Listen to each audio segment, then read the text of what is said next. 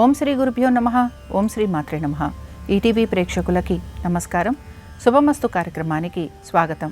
శుభమస్తు కార్యక్రమంలోని గ్రహఫలం అంశంలో ద్వాదశ రాశుల వారి శుభాశుభ ఫలితాలు, ద్వాదశ రాశుల వారు ఎటువంటి పరిహారాలను పాటించాలి, అలాగే ఐశ్వర్య లక్ష్మీ వ్రత విధానం ఏమిటి, పాటించాల్సిన నియమాలు ఏమిటి అనే విషయాన్ని శ్రీరస్తు అనే అంశంలో తెలుసుకుందాం. ముందుగా నేటి పంచాంగం. స్వస్తి శ్రీ చాంద్రమాన శ్రీ విశ్వావసునామ సంవత్సరం ఉత్తరాయణం శిశిర ఋతువు ఫాల్గుణ మాసం. ఈరోజు తిథి ఫాల్గుణ బహుళ దశమి, తెల్లవారుజామున 5:57 వరకు ఉంది. నక్షత్రం పూర్వాషాఢ, రాత్రి 1:12 వరకు. రాహుకాలం ఉదయం 10:30 నుంచి 12 వరకు. ఇక ఈనాటి గ్రహస్థితి ఏ విధంగా ఉందో పరిశీలిద్దాం. గురువు మిథునంలో సంచారము, కేతువు సింహంలోను, రవి కుజ రాహువు కుంభరాశిలోను, బుధుడు వక్రగతిలో కుంభరాశిలోను, శుక్ర శనులు మీనరాశిలోనూ సంచరిస్తున్నారు. ఈ గ్రహస్థితి ఆధారంగా ద్వాదశ రాశుల వారి ఫలితాలు ఏ విధంగా ఉన్నాయో పరిశీలిద్దాం. ముందుగా మేషరాశి.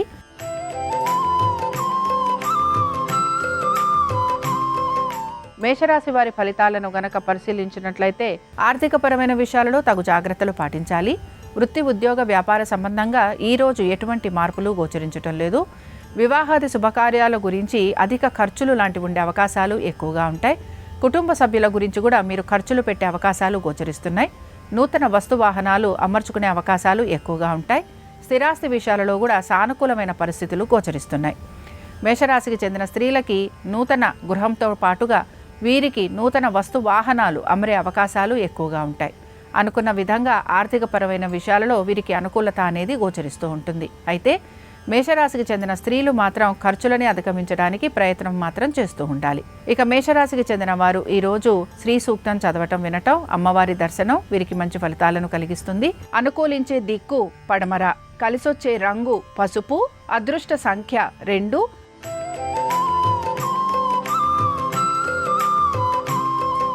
వృషభ రాశి వారి ఫలితాలను గనక పరిశీలించినట్లయితే వృషభ రాశి వారికి మాత్రం ఆర్థికంగా ప్రయోజనకరంగా ఉంది. వృత్తి ఉద్యోగ వ్యాపారంగా కూడా అనుకూలత అనేది గోచరిస్తోంది.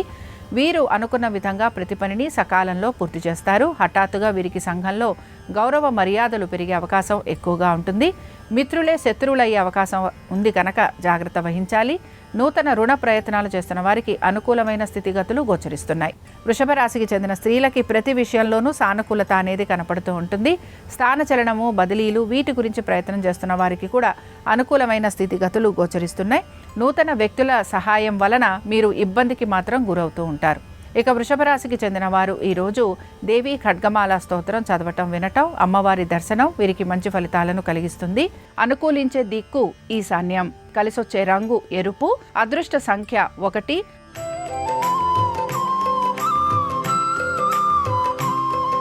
మిథున రాశి వారి ఫలితాలను గనక పరిశీలించినట్లయితే ఆర్థికంగా అనుకూలత అనేది ఉన్నా కూడా ఖర్చులు కూడా అధికంగా ఉండే అవకాశాలు అయితే గోచరిస్తున్నాయి. వివాహాది శుభకార్యాలలో కూడా మీకు ఖర్చులు అధికంగా ఉండటం అనేది కనపడుతూ ఉంటుంది. దీంతో పాటుగా నూతన రుణ ప్రయత్నాలు చేస్తున్న వారికి ప్రయత్నం అనేది కొనసాగుతూ ఉంటుంది. వృత్తి ఉద్యోగ వ్యాపార సంబంధంగా పెద్దగా మార్పులు ఉండే అవకాశాలు అయితే గోచరించడం లేదు. స్థానచలనము, బదిలీలు వీటి గురించి ప్రయత్నం చేస్తున్న వారికి అనుకూలత అనేది కనపడుతూ ఉంటుంది. ఆశించినట్టుగా మార్పులు చేర్పులు కోసం మీరు ఎక్కువగా ప్రయత్నం అయితే చేస్తూ ఉంటారు. మీ సంతానము వారి అభివృద్ధి గురించి ఎక్కువగా ఆలోచన చేసే అవకాశాలు కూడా గోచరిస్తున్నాయి. ముఖ్యంగా విద్యార్థులకి చదువు పట్ల ఏకాగ్రత అవసరము. దీంతో పాటు పోటీ పరీక్షలకు వెళుతున్న విద్యార్థులు కూడా ఇబ్బందికి గురవటం అనేది గోచరిస్తోంది కనుక తగిన జాగ్రత్తలు పాటిస్తూ ముందుకు సాగడానికి ప్రయత్నించాలి. ఇక మిథున రాశికి చెందిన స్త్రీలకి పట్టు విడుపు అవసరము. మీ తల్లిదండ్రుల ఆరోగ్యం గురించి శ్రద్ధాశక్తుల్ని కనబరచాలి. తీర్థయాత్రలకు వెళ్లే అవకాశాలు ఎక్కువగా గోచరిస్తున్నాయి. విదేశీ ప్రయాణాల గురించి ప్రయత్నం అనేది కొనసాగుతూ ఉంటుంది. మిథున రాశికి చెందిన వారు ఈరోజు సిద్ధలక్ష్మి స్తోత్రాన్ని చదవటం, వినటం, అమ్మవారి దర్శనం వీరికి మంచి ఫలితాలను కలిగిస్తుంది. అనుకూలించే దిక్కు తూర్పు, కలిసొచ్చే రంగు ఎరుపు, అదృష్ట సంఖ్య 1.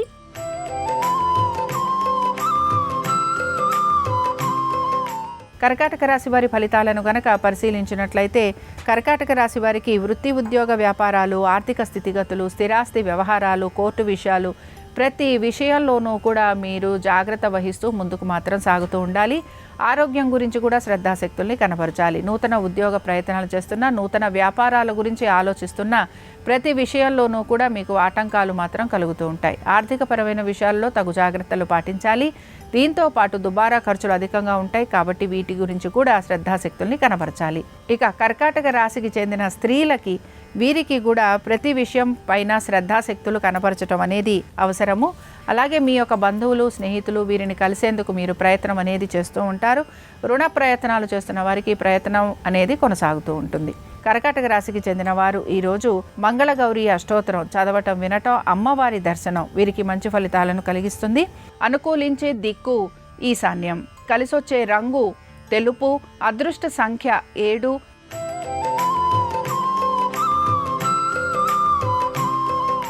సింహరాశి వారి ఫలితాలను గనక పరిశీలించినట్లయితే సింహరాశి వారికి వృత్తి, ఉద్యోగ, వ్యాపార సంబంధంగా వీరికి అనేక ఒడిదుడుకులు అనేవి గోచరిస్తున్నాయి. నూతన ఉద్యోగ ప్రయత్నాలు చేస్తున్న వారికి సానుకూలత అనేది గోచరించడం లేదు. నూతన వ్యాపారాల గురించి ఆలోచన చేస్తున్నా అందులో కూడా అనుకూలమైన స్థితిగతులు కనిపించడం లేదు. భాగస్వామ్యం గురించి ప్రయత్నం చేస్తున్న వారికి ఇబ్బందులు అనేవి గోచరిస్తూ ఉంటాయి. ఆర్థికపరమైన విషయాల్లో ఒత్తిడికి మాత్రం గురవుతూ ఉంటారు. ఇక సింహరాశికి చెందిన స్త్రీలకి కూడా వృత్తి, ఉద్యోగ, వ్యాపార సంబంధంగా అధిక శ్రమకి గురయ్యే అవకాశాలు అయితే గోచరిస్తున్నాయి.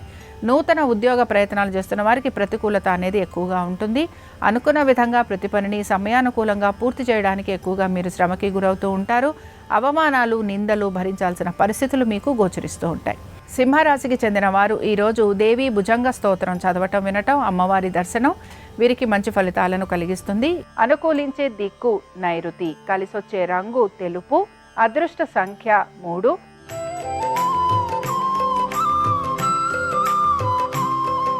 కన్యారాశి వారి ఫలితాలను గనక పరిశీలించినట్లయితే కన్యారాశి వారికి వృత్తి, ఉద్యోగ, వ్యాపార సంబంధంగా వీరికి మాత్రం ప్రత్యేకించి ఎటువంటి మార్పులు గోచరించడం లేదు. అయితే రావాల్సిన బకాయిలు లాంటివంటి అవకాశాలు అయితే గోచరిస్తున్నాయి. పాత బకాయిలు, రుణాలు ఇవి తీర్చేందుకు కూడా మీరు ఈరోజు ప్రయత్నం చేసే అవకాశాలు ఎక్కువగా ఉంటాయి. స్థిరాస్తి పైన మీకు ఆర్థికంగా అనుకూలత అనేది గోచరిస్తోంది.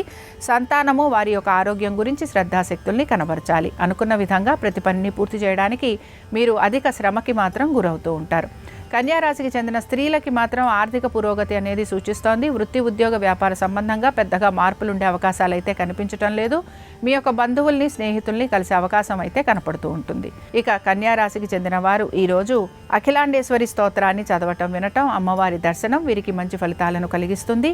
అనుకూలించే దిక్కు ఉత్తరం, కలిసొచ్చే రంగు తెలుపు, అదృష్ట సంఖ్య 6.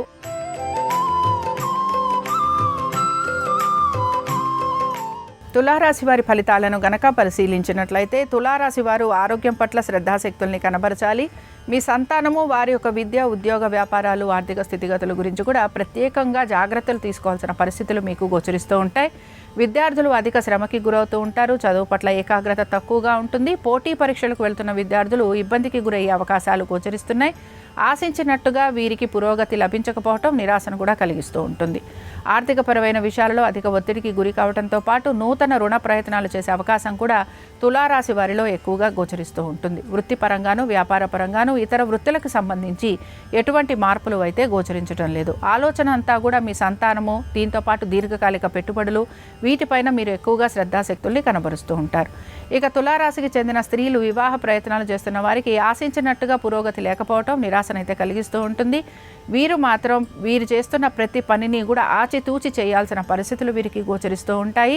ఆశించినట్టుగా ఎక్కడా వీరికి మార్పులు, జరుపులు లేకపోవటం, వీరు కోరిన విధంగా వీరి జీవితం ముందుకు సాగకపోవటం నిరాశను మాత్రం కలిగించడంతో పాటు కోపావేశాలను కూడా పెంచుతూ ఉంటుంది. కాబట్టి ఈ విషయాలకు సంబంధించి జాగ్రత్తగా ఉండాలి. ఇంకా తులారాశికి చెందిన వారు ఈరోజు పద్మావతి స్తోత్రాన్ని చదవటము, వినటము, అలాగే అమ్మవారి దర్శనం వీరికి మంచి ఫలితాలను కలిగిస్తుంది. అనుకూలించే దిక్కు తూర్పు, కలిసొచ్చే రంగు ఎరుపు, అదృష్ట సంఖ్య 4.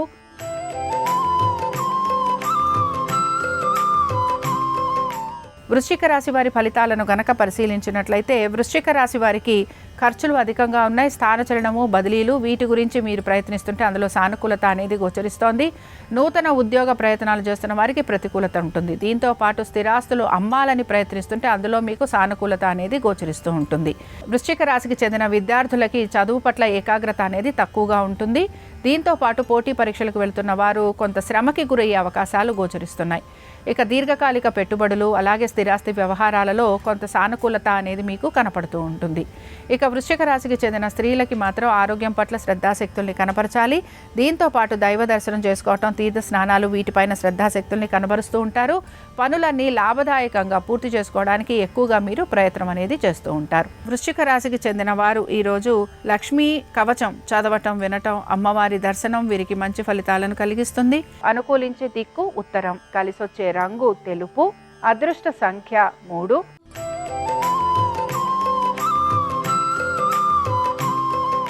ధనురాశి వారి ఫలితాలను గనక పరిశీలించినట్లయితే ధనురాశి వారు కూడా అనేక విషయాలలో శ్రమకి గురి కావటం అయితే గోచరిస్తోంది. అయితే మీరు నూతన గృహం గురించి ప్రయత్నం చేస్తున్నా లేకపోతే స్థిరాస్తుల వైపు ఆసక్తిని కనబరుస్తున్నా అందులో మీకు అనుకూలత అనేది కనపడుతూ ఉంటుంది. అలాగే మీరు నూతన రుణ ప్రయత్నాలు లాంటివి చేస్తుంటే ఇందులో కూడా సానుకూలమైన పరిస్థితులు మీకు గోచరిస్తూ ఉంటాయి. అయితే ఆరోగ్యం గురించి శ్రద్ధాశక్తుల్ని కనపరచాలి. మీకు శత్రువులు అధికంగా ఉండటంతో పాటు కోర్టు విషయాలలో కూడా మీకు అనుకూలత అనేది కనపడుతుంది. అయితే ప్రతి విషయాల్లోనూ కూడా ఆచితూచి నిర్ణయాలు మాత్రం మీరు తీసుకుంటూ ఉండాలి. కుటుంబ సభ్యులతోటి కూర్చొని చర్చించుకొని తగిన విధంగా నిర్ణయాలు తీసుకోవడానికి ప్రయత్నించాలి.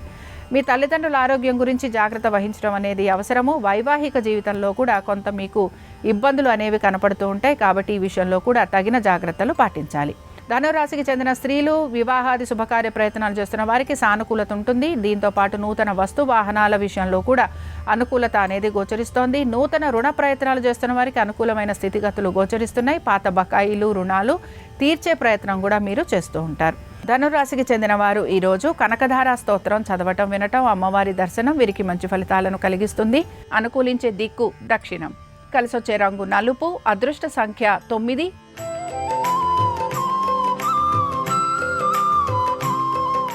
మకర రాశి వారి ఫలితాలను గనక పరిశీలించినట్లయితే మకర రాశి వారికి మాత్రం వృత్తి, ఉద్యోగ, వ్యాపారాలు, ఆర్థిక స్థితిగతులు ఇలాగ ప్రతి విషయం గురించి జాగ్రత్త వహించడం అయితే అవసరం.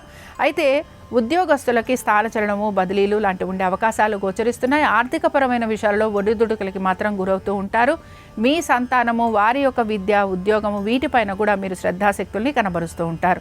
మీరు ఆశించినట్టుగా, మీరు కోరిన విధంగా మీ జీవితం ముందుకు సాగేందుకు మీరు ఎక్కువగా ప్రయత్నం అనేది చేస్తూ ఉంటారు. మనసుని ప్రశాంతంగా ఉంచుకోవడానికి ప్రయత్నించాలి. అలాగే ప్రతి విషయంలోనూ కూడా ఎదుటి వారితోటి అభిప్రాయ భేదాలు లాంటివి కలిగే అవకాశాలు ఎక్కువగా ఉంటాయి. ఎన్ని సమస్యలు ఉన్నా ఓర్పుతో, నేర్పుతో, సహనంతో మీరు ఆ సమస్యలను ఎదుర్కొనేందుకు ప్రయత్నం అనేది చేస్తూ ఉంటారు. అయితే మీ యొక్క ఆరోగ్యం పట్ల మాత్రం శ్రద్ధ వహించడం అవసరం. ఇక మకర రాశికి చెందిన స్త్రీలు పనుల విషయంలో మాత్రం జాగ్రత్త వహించాలి. కుటుంబాల్లో ఒత్తిడి అధికంగా ఉంటుంది. దీంతో పాటు మీ ఆరోగ్యం గురించి కూడా మీరు తగిన జాగ్రత్తలు పాటించాలి. మీ పనులు ఏవైతే ఉన్నాయో వీటిని మీరు సొంతంగా పూర్తి చేసుకోవడానికి ప్రయత్నం అనేది చేస్తూ ఉండాలి. ఇక మకర రాశికి చెందిన వారు ఈరోజు లక్ష్మీ కవచం చదవటం, వినటం, అమ్మవారి దర్శనం మీకు మంచి ఫలితాలను కలిగిస్తుంది. అనుకూలించే దిక్కు తూర్పు, కలిసొచ్చే రంగు ఎరుపు, అదృష్ట సంఖ్య 1.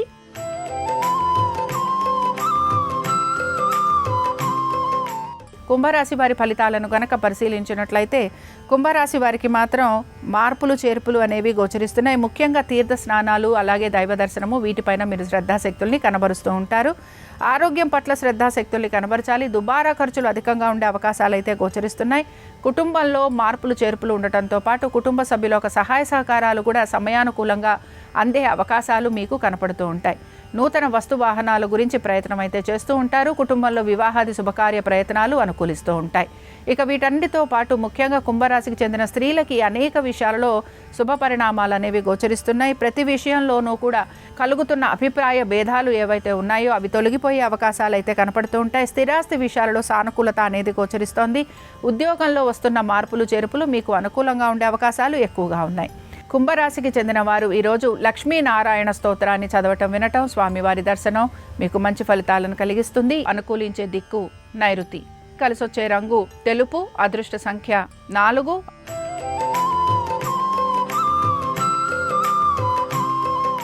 మీనరాశి వారి ఫలితాలను గనక పరిశీలించినట్లయితే మీనరాశి వారికి వృత్తి, ఉద్యోగ, వ్యాపార సంబంధంగా శ్రమకి మాత్రం గురవుతూ ఉంటారు. అయితే వీరికి అనేక విషయాల్లో ఒడిదుడుకులు అనేవి మాత్రం గోచరిస్తున్నాయి. ఆర్థికపరమైన విషయాల్లో అధిక ఒత్తిడికి గురవుతూ ఉంటారు. మీ యొక్క తల్లిదండ్రులు అలాగే మీ యొక్క సోదర సోదరీమణుల విషయాల్లో కూడా మీరు తగిన చర్యలు పాటించాల్సిన పరిస్థితులు మీకు గోచరిస్తూ ఉంటాయి. ఆర్థికపరమైన విషయాల్లో కలుగుతున్న ఒత్తిడిని కూడా అధిగమించేందుకు మీరు ప్రయత్నం అనేది చేస్తూ ఉంటారు. ఉద్యోగస్తులకి స్థానచలనము, బదిలీలు, ఉద్యోగాల్లో మార్పులు ఉన్నా అవి ఏ విధంగానూ కూడా మీకు మార్పుని చేర్పుని కలిగించకపోవటం నిరాశను మాత్రం కలిగిస్తూ ఉంటుంది. ఇక మీనరాశికి చెందిన స్త్రీలకి మాత్రం నూతన ఉద్యోగ ప్రయత్నాలు చేస్తున్న వారికి సానుకూలత ఉంటుంది. కుటుంబ సభ్యులతోటి సమయం గడిపేందుకు ఎక్కువగా ప్రయత్నం చేయాలి. కోర్టు విషయాలలో ప్రతికూలత ఉండే అవకాశాలు ఎక్కువగా ఉంటాయి. లిటిగేషన్లు, భూ సంబంధమైన వ్యవహారాలలో మీకు ఆశించినట్టుగా మార్పులు లేకపోవటం నిరాశను కలిగిస్తుంది. మీనరాశికి చెందిన వారు ఈరోజు మహాలక్ష్మీదేవి సహస్రనామాలు చదవటం, వినటం, అమ్మవారి దర్శనం మీకు మంచి ఫలితాలను కలిగిస్తుంది. అనుకూలించే దిక్కు పడమర, కలిసొచ్చే రంగు పసుపు, అదృష్ట సంఖ్య 2. ఇవి ద్వాదశ రాశుల వారి ఫలితాలు. శుక్రవారం సందర్భంగా మహాలక్ష్మీదేవి అనుగ్రహం ద్వాదశ రాశుల వారి మీద ఉండాలని ఆశిస్తూ స్వస్తి. శ్రీరస్తు శుభమస్తు. శుక్రవారం సందర్భంగా వైభవ లక్ష్మీదేవిని ఆరాధన చేయటం ద్వారా సమస్త శుభ ఫలితాలు చేకూరుతాయి. గృహంలో పూజా మందిరంలో వైభవ లక్ష్మీ అమ్మవారి చిత్రపటాన్ని ఏర్పాటు చేసుకుని వైభవలక్ష్మి వ్రతాన్ని ఆచరిస్తే విశేషమైన శుభ ఫలితాలు చేకూరుతాయి. అలా వీలు కాని పక్షంలో వైభవలక్ష్మి అమ్మవారి చిత్రపటం దగ్గర ఆవు నెయ్యితో దీపారాధన చేయటం, అమ్మవారిని గులాబీ పుష్పాలతో పూజించటం, లక్ష్మీ అష్టోత్తరం పఠించటం, తీపి పదార్థాలు వైభవలక్ష్మి అమ్మవారికి నైవేద్యంగా సమర్పించడం ద్వారా వైభవలక్ష్మి అమ్మవారి సంపూర్ణమైన అనుగ్రహానికి సులభంగా పాత్రలు కావచ్చు. అలాగే వైభవలక్ష్మీదేవిని పూజించే వాళ్ళు ఎవరైనా సరే పూజ పూర్తయిపోయిన తర్వాత తులసి కోట దగ్గర దీపాలు వెలిగించటం, ఇంటి గుమ్మం బయట దీపాలు వెలిగించటం, ముత్తైదువులకి పసుపు, కుంకుమ, పూలు, పండ్లు, రవిక వస్త్రము ఉంచి తాంబూల వాయనం ఇవ్వటం ద్వారా వైభవలక్ష్మి అమ్మవారి సంపూర్ణమైన అనుగ్రహం కలుగుతుంది. వైభవలక్ష్మీదేవిని పూజించిన తర్వాత తప్పనిసరిగా గోపూజ చేస్తే అద్భుత ఫలితాలు కలుగుతాయి. గోవు తోకకు పసుపు రాసి కుంకుమ బొట్లు పెట్టి గోమాతకు ఏదైనా ఆహారం తినిపించి ప్రదక్షిణలు చేయటం ద్వారా వైభవలక్ష్మి పూజ వల్ల కలిగే ప్రయోజనాలను ద్విగుణీకృతం చేసుకోవచ్చు.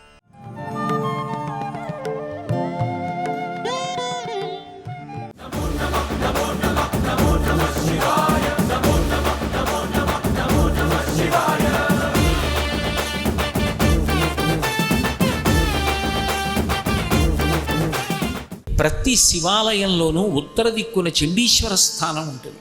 చిన్న గుడి ఉంటుంది. అందులో చండీశ్వరుడు ఎప్పుడు యోగనిష్టలో ఉంటాడు. ఆయన పద్మాసనం వేసుకొని హృత్పద్మమునందు మనసులో ఆ పార్వతీ పరమేశ్వరుల దర్శనం చేస్తూ రమిస్తూ ఉంటాడు.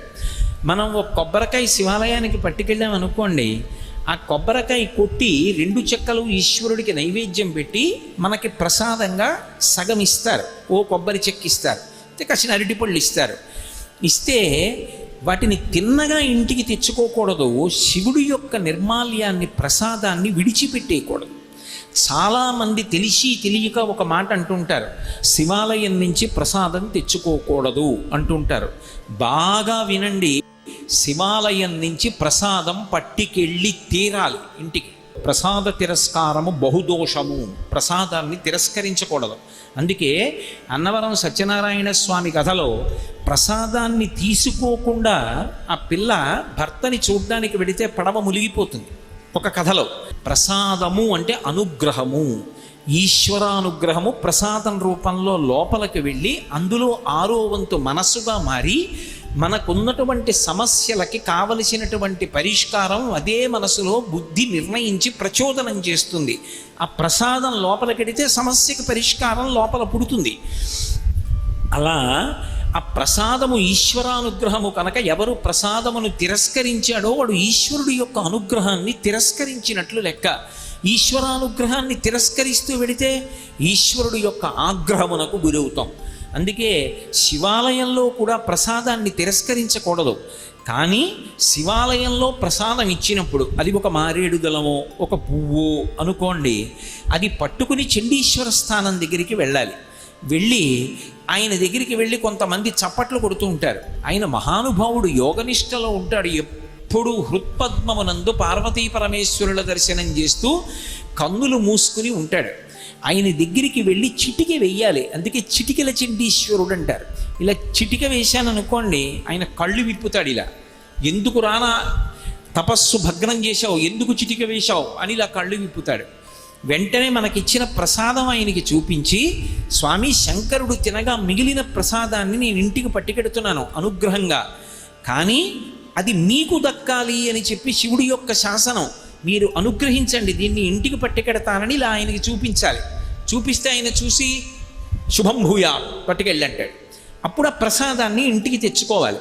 శివాలయంలో ప్రసాదాన్ని తెచ్చుకునేటటువంటి విధానం అది, అలా తెచ్చుకోవాలి. అంతేకాని అది మారేడుదలం లాంటిది అనుకోండి, శ్రీశైలం లాంటి క్షేత్రాల్లో అయితే ఒక మారేడుదలం అయితే దాన్ని నోట్లో వేసుకొని నవిలి మింగేస్తారు. కానీ ఇన్ని మారేడుదలాలు ఇచ్చారనుకోండి, ఏం చేయాలి? నంది మీద పెట్టకూడదు. బాగా జ్ఞాపకం ఉంచుకోండి ఈ మాట. శివ నిర్మాల్యమునకు ఒక పెద్ద విశేషం ఉంది. శివ నిర్మాల్యము అంటే శివుడికి పూజించినటువంటి పదార్థం నేల మీద పడి ఉండగా తొక్కినా, దాన్ని దాటినా పూర్వజన్మలలో చేసుకున్న పుణ్యం, ఇప్పటి వరకు చేసుకున్నటువంటి పుణ్యం పోతాయి. అందుకే ఎవరు నందీశ్వరుడి మీద అలా పెట్టేస్తారో వాళ్ళ వల్ల పోతూ ఉంటుంది ఇతరులకు పుణ్యం. ఎందుకని వాడు నంది మీద పెట్టి వెళ్ళిపోతాడు. గాలి వేసింది, ఆ మారేడు దళాలు కింద పడిపోయినటువంటి మారేడు దళాన్ని వెనక వెళ్ళినవాడు తొక్కాడు. ఇప్పుడు ఆ పాపం ఎవరిది? ఇద్దరికీ వస్తుంది. కానీ ప్రధానంగా పాపం ఎవరిది? నందీశ్వరుడి మీద పెట్టిన వాడికి. నందీశ్వరుడి మీద పెట్టకూడదు, చండీశ్వరుడి దగ్గరికి వెళ్ళి చూపించాలి. అది ఇన్ని మారేడు దళాలో ఇన్ని విడి పువ్వులో ఇచ్చారనుకోండి, ఆ చండీశ్వరుడి దగ్గర విడిచిపెట్టి, స్వామి నేను కళ్ళకద్దుకొని తల మీద పెట్టుకుని వెడుతున్నాను, నాకు ప్రసాద స్వీకార ఫలితాన్ని అనుగ్రహించండి, ఈశ్వర ప్రసాదం స్వీకరించినట్లుగా నన్ను కాపాడండి అని అక్కడ పెట్టి వెళ్ళిపోవచ్చు. అదో కొబ్బరి చెక్కో అరటిపండు అనుకోండి, చక్కగా ఇంటికి పట్టుకెళ్ళి అందరూ సేవించవచ్చు. తప్ప శివాలయంలో ప్రసాదం ఇంటికి తీసుకెళ్ళకూడదు అనేటటువంటి మాట ఎక్కడా లేదు.